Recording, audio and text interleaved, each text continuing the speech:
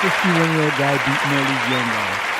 Coming in second, Kevin Griffith, 42 of Mayport at a time of 17 minutes, 36.29 seconds. An almost old guy. Yeah. John Slosson, 30 years of age, of South Orange was third with a time of 18 minutes, 10.58 seconds. Now, I guarantee you this. If I had run in this race, oh, my God, I either would have won or I would have placed in the top 3. Okay.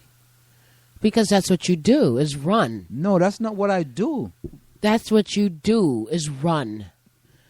Okay, all right. The top. I mean, that's great. You're an athlete. That's great. The top female finisher was Megan Camaris, 32 of Mayport, with a time of 20 minutes, 59.81 seconds. Claudia Mind of Livingston, 34, was second, with a time of 22 minutes, 21.97 seconds. And Juliet Blevins, 54, of Melbourne, was third with a time of 22 minutes, 27.81 seconds. So you're supposed to win. You're supposed to run fast for 20 minutes straight to... That's what it's all about. What? I'm sorry. No, I mean, like, I wonder if I could run for 20 minutes fast. I couldn't do that. I missed something. I don't know. I'm sorry. I'm not an athlete. I'm just trying to think of... You run 20 minutes fast? So everyone is like 17 minutes. This guy ran 3 kilometers. 5 kilometers. Oh, so which is about 3 miles. 3.1 miles. 3.1 miles. 5K. Uh-huh. Yeah. So John Perry, 51 won. Kevin Griffith, 42, came second. John Slosson, 30, came third. Matthew Dreher, also from Mayport, 32, came fourth. Richard Martin, 47, came in fifth. Ryan McCabe, 16, came in sixth. That's good at 16. At least there was one kid there. Billy Doran, 19, came in eighth. He ran 20 minutes. The 51-year-old guy ran 17 minutes. He was nearly 3 minutes behind. You know, I got to tell you this. If I'm a 19-year-old guy or a 17-year-old guy, ain't no 51-year-old beating me. No way. Absolutely not. No way possible. If I got to trip that guy, I'm tripping that guy. He's not beating me. I'm serious. He's not beating me. And Jake Gruber, 17, came 10th. He ran 20 minutes, 22.13 seconds. No. So, Khalil Muhammad. How old is he? Orange, 41. You know who Khalil is, right? Is that the guy we saw the other day? No, Khalil Muhammad is the one who runs the Schaumburg? That one? Yes, that's the director of Schaumburg. Mm-hmm. His wife is on the Board of Education. Yes, we know. You remember you were talking about her one time? The woman on the Board of Education, Muhammad? Yes, I walked out while she was speaking today. What's to her get name here. again? What's her first name? Stephanie Lawson Muhammad. Yeah, Stephanie Lawson Muhammad. Yeah. That Khalil. Hey, Khalil is a runner. I didn't know that. I got to go talk to Khalil, man. I got to give him some tips. Hey, Khalil, if you're listening, man, and you want some help to bring that 20 minutes down from 20 minutes to 17-minute 5K, give the 9-time world record holder a call, and he will help you very quickly reduce that time. Why are you looking at me like that? So you don't believe I can do that, right? Of course you can do that, Anselm. Oh, okay. But if I had run this race, I would either want to finish in the top 3, right? You know that, right? We're talking about achievements, personal achievements of yours today. No, I was just reading the news. You told me to read the news. Go ahead on sports. I'm reading the news from the 5K, and I'm reading the women's results. I mean, the woman that came third was 54 years of age. Wow. The woman that came fifth was 17, Evelyn Beesom from South Orange. There was a young lady named Kim Valuelte, 46, came in sixth. And listen to this. Barbara Cocorinos from Maplewood came in 10th, and she's 55 years of age. She ran 24 minutes, 47.41 seconds. Now, that's a good time for a 55-year-old, I can tell you that much. For a 5K. So if you take somebody like me who's not in shape and I tried to run for 20 minutes, do you think I would might die or have a heart attack or something? No, you wouldn't die. Why would you? Why people think like that? You would die. What's the first thing you think about? Okay, do you think I would have a heart attack? No, you're not going to have a heart attack. I mean, you may stop 25 times, but you may not. I'm not saying you're going to make the whole thing. You might I mean, so it would take me an hour to walk. 20 minutes to walk a mile. Take you 20 minutes to walk a mile? Yeah. No, something's wrong with that. Well, I gotta tell you. And that's walking fast. No, something's wrong with that. You really? Yes, we need to do something about that. If you're gonna take you 20 minutes to walk a mile, you know what that is? That's like walking a quarter mile in 5 minutes. Okay, please stop trying to do math. Go ahead. It is math. Okay. 4 times 5 is 20. I got that. A quarter, half mile, 3/4 mile, and then a mile. That's 5 minutes per quarter. You can do better than that. Let's go over to the South Orange Juice. Seton Hall announced tip-off party as substitute for Midnight Madness. So Seton Hall is getting rid of Midnight Madness. No more Midnight. You know what Midnight Madness is? No. You never attended Midnight Madness at Columbia High School? No, I never attended it, but I know what it is at Columbia High School. So what is it at Seton Hall? Well, it's no longer Midnight Madness. It's now the tip-off party.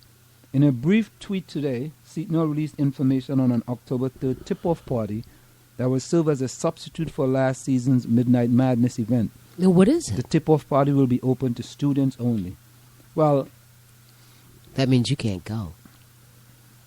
I can go.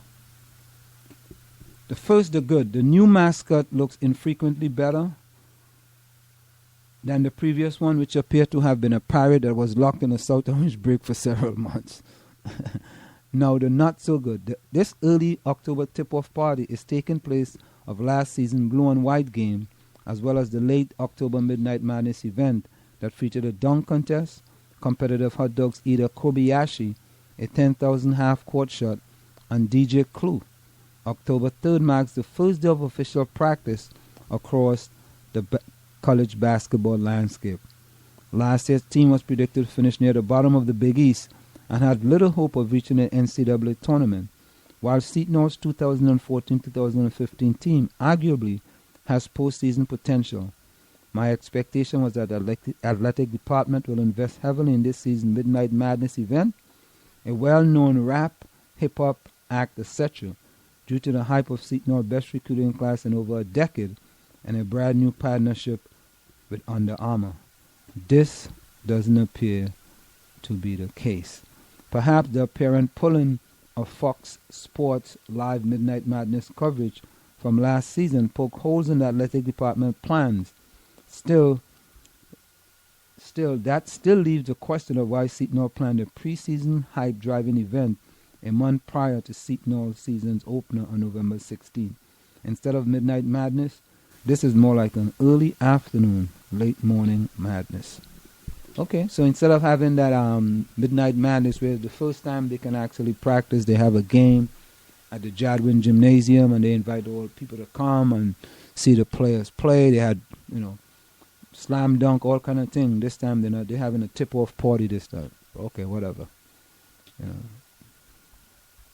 And that's about it in sports. After missing on Chris Silver, where does Seton Hall turn for a 2015 forward?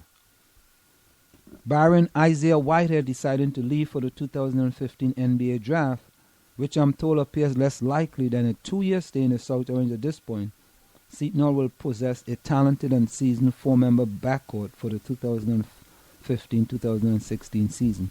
And I have a question for you.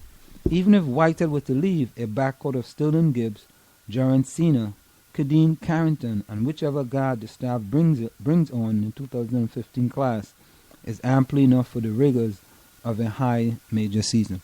Now, I know you don't know anything about sports, right? But let me ask you a question. Do you know anything about them wanting to pay players in college, pay the top players? Have you heard anything about that?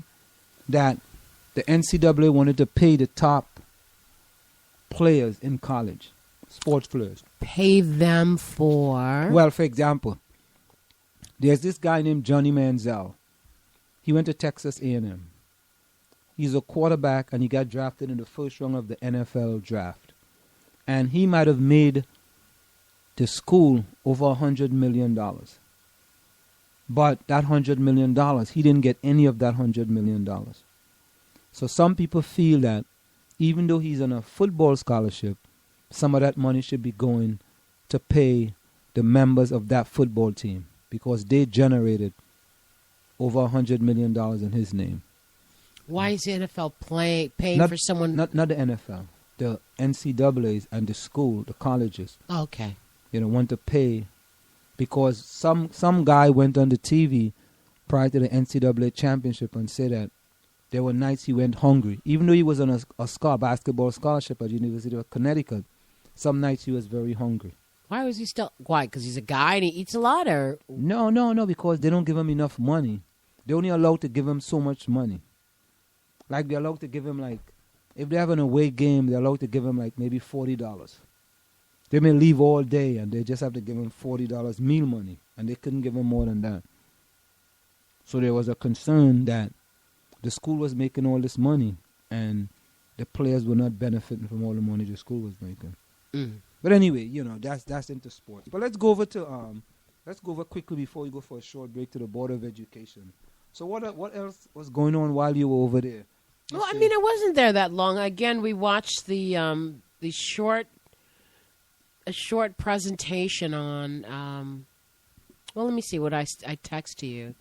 Survey closes on Friday? Yeah, survey closes on Friday. What survey is that? This is a survey that the consultant was doing, or the survey that's online, I'm sorry. Mm-hmm. The survey that's online asking about the qualities of the superintendent that you would like. Mm-hmm. And so after Friday, they were happy with the number of people. I think it's over 600. Mm-hmm. Close to 700 people actually filled out the survey. Group had more than 200 participants. The focus groups, yes. The focus groups have had more than 200 different people come in and speak with the consultant about the qualities they'd like in a superintendent. There are a few more open forums scheduled. Which ones are those, open forums? More forums open to talk about the superintendent, and I'm sure those will be put on the district's website. I was just taking quick notes on this phone. 25 applicants for the job so far. And the consultant and the firm... 25, did they say what was the makeup of the group? No, they didn't say that. And they said that they were surprised that they had that because it hasn't even been publicized. Okay. So once it really hits out, maybe there'll be more. The consultant will do the pre-screening. Mm. And the first round of interviews will begin in December. Mm-hmm. And then after that, eventually they spoke about the safety of students is important. And the parent who was bullied, the parent of the student that was bullied got up and gave really passionate plea for help. Mm-hmm. And so there's a supervisor in charge of bullying. I'm sorry, I don't know the exact title. Who was there? Who met with the woman out in the hallway? Mm-hmm. If a kid is bullied, I wonder if they should What do they do in your school? Leave the school, or... What do they do in your school? I don't know. Shouldn't teachers know what the bullying policy is? Yes, teachers know. Should they know? Should the teachers know? Yeah. Of course. How come you don't know? I know the policy is against bullying, or, what constitutes bullying, but what the repercussions and the punishment, if any, meted out... I don't know what that is. I mean, now the policy is that you can't suspend a student so easily. It would take, numerous infractions before a student could be suspended. Because once a kid is suspended, they're just out of school. And eventually, with so many suspensions, they would probably, less likely go. Mm-hmm. So they have got rid of this policy in the city of New York from suspending students easily. Time check.